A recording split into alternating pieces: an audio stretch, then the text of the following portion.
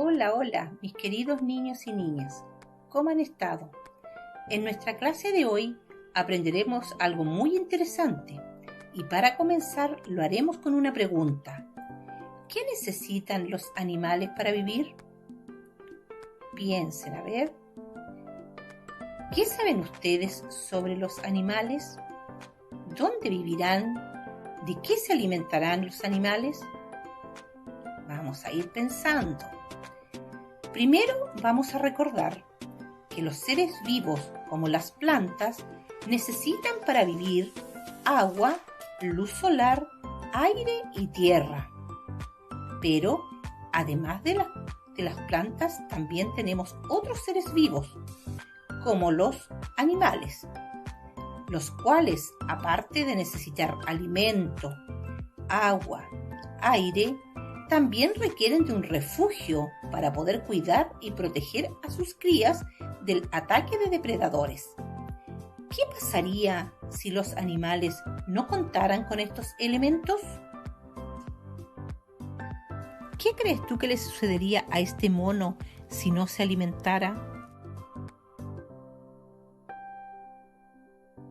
¿Y si este pajarito no tuviera agua para beber, qué le pasaría?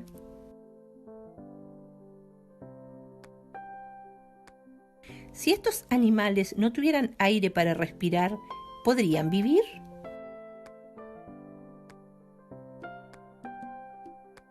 ¿Qué pasaría con este cachorro si no tuviera un refugio donde habitar? ¿Encontraron la respuesta? Muy bien, los animales morirían.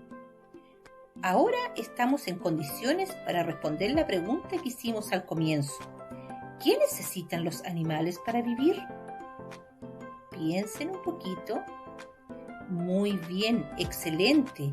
Los animales para vivir necesitan alimento, agua, aire y un refugio para poder proteger sus crías. ¿En qué se parecen los seres vivos? En que tienen iguales características. Nacen, crecen, se desarrollan, responden a estímulos. Y también que tanto las plantas como los animales necesitan elementos como el alimento, el agua, el sol, el aire y refugio.